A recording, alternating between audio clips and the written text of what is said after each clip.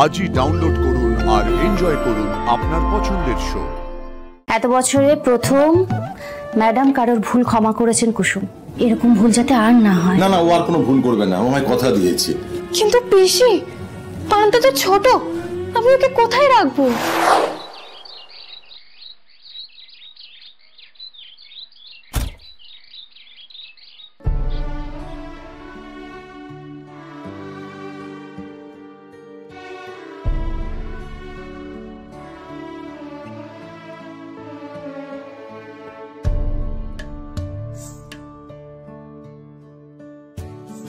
এটা আমি শুধুমাত্র তোমার থেকে নেব কাকা।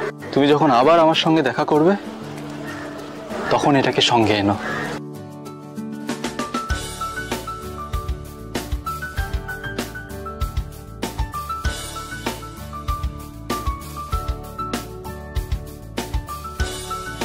তোমার হাত থেকে এই লজেন্সটা পাই বলে এই লজেন্সের স্বাদ আরো বেড়ে যায়। Welcome back. কর্তামাই প্রথমবার নিজের সিদ্ধান্ত পাল্টেছেন। যে ভুল আমি করেছিলাম তারপরেও আমাকে ক্ষমা করে দিয়ে আমাকে কাজ করার সুযোগ দিয়েছেন। ভুলটা তো তুমি করোনি, ভুলটা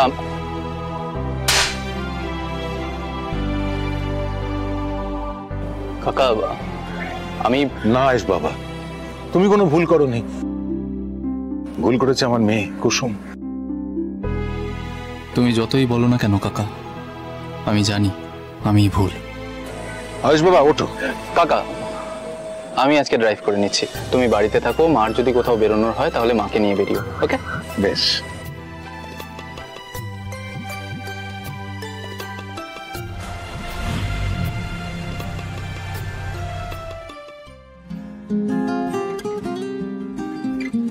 মা মা তুমি একদম ঠিক ডিসিশনটা নিয়েছো।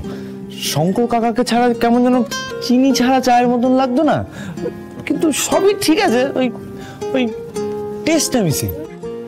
দিদি সত্যি বলছি, তুমি যে কি ভালো একটা সিদ্ধান্ত নিয়েছো। দেখো অ্যানিভার্সারি পার্টিটা নষ্ট হয়ে গেছে ঠিকই, কিন্তু এখন আমাদের কাছে দুটো কারণ আছে পার্টি করার। কোন দুটো কারণ? আরে ফার্স্টটা তো হচ্ছে শঙ্করদার ডিউটি জয়েন করা, আর সেকেন্ডটা হচ্ছে এত বছর বাদে প্রথমবার দিদি নিজের সিদ্ধান্ত পাল্টেছে, তাও আবার একটা ড্রাইভারের জন্য। কি বলতে চাইছিস ছোট? দিদি দেখো, তুমি না হয় একবার ভরসা করে আমাকে দায়িত্বটা দিতে, দেখতে আমি আমার গ্রাম থেকে এত ভালো ড্রাইভার আনতাম যে শঙ্করদার থেকে 100 গুণ বেশি ভালো। একটা ড্রাইভারের জন্য, সামান্য একটা ড্রাইভার, তার জন্য তোমার নিজের সিদ্ধান্ত বদলানোর কোনো প্রয়োজন ছিল না দিদি।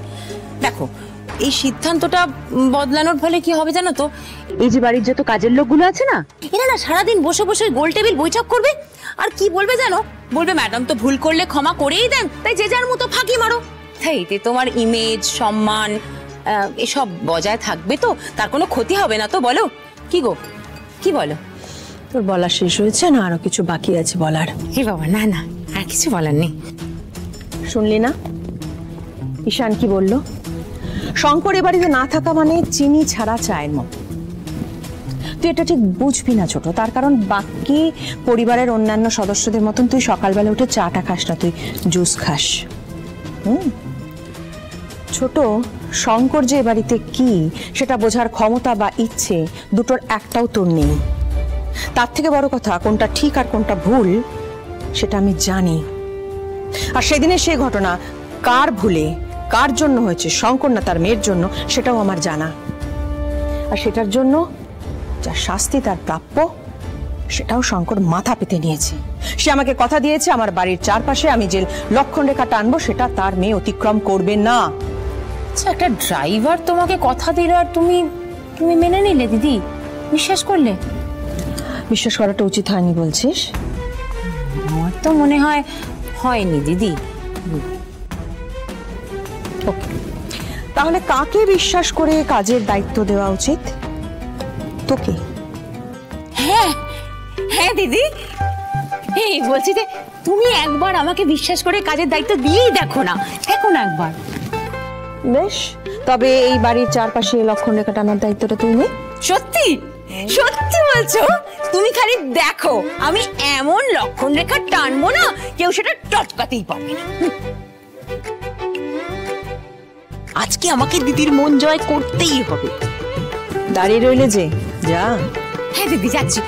এই দীপালি, ওই যে তরিৎ সুভাষ ওদেরকে ডাকো, দড়ি আনতে বলো। আমি যাচ্ছি বাগানে, তুমি ডাকো ওদের। কনগ্রাচুলেশনস মীনাক্ষী। হ্যাঁ এবার তাহলে দুটো নয়, পার্টি থ্রো করবার জন্য 3টে কারণ দাঁড়ালো কিন্তু। এই 3টে মানে 3 নম্বরটা আবার কিসের? এই যে বৌদি প্রথমবারের জন্য তোমার উপর এতখানি ভরসা করলো, তোমাকে এত গুরুত্বপূর্ণ একটা কাজের দায়িত্ব দিল, এর জন্য তো একটা পার্টি অবশ্যই হওয়া উচিত, কি বলিস? হ্যাঁ হ্যাঁ নিশ্চয়ই।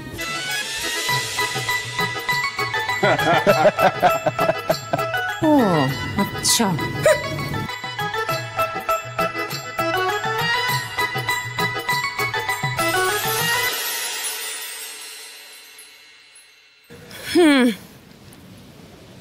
এই যে তোমরাই তো সবাই কুসুমকে এত তোল্লাই দিয়ে রেখেছিলে, হ্যাঁ?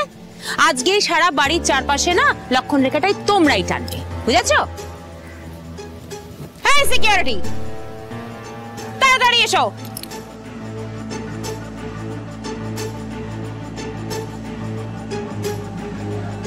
হ্যাঁ ম্যাডাম। হ্যাঁ ম্যাডাম, হ্যাঁ দিদি বাইরে বেরোলে তো তার পেছনে পেছনে ঘোরো। আমি যে বেরিয়েছি এতক্ষণ ধরে, খেয়াল নেই সেটা? ম্যাডাম একদম বাজে কথা বলবে না, খালি মুখে মুখে কথা, কাজের নামে কাজ নেই, যত সব।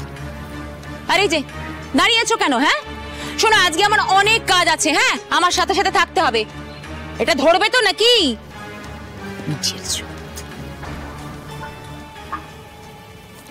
দেখি দেখি দেখি, তোর হাতে তো মেহেন্দি রংটা দারুণ হয়েছে।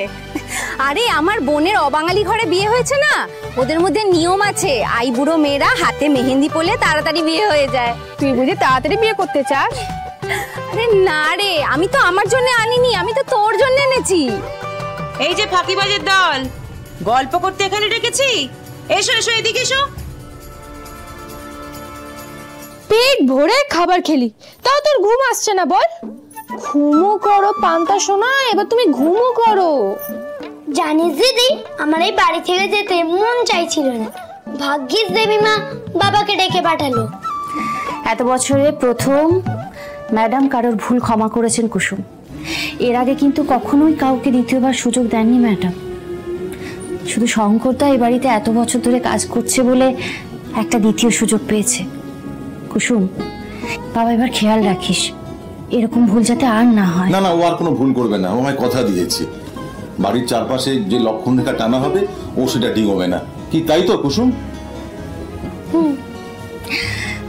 কিন্তু শঙ্করদা, হ্যাঁ? কুসুম, এবার কিন্তু পান্তার একটা ব্যবস্থা করতেই হবে।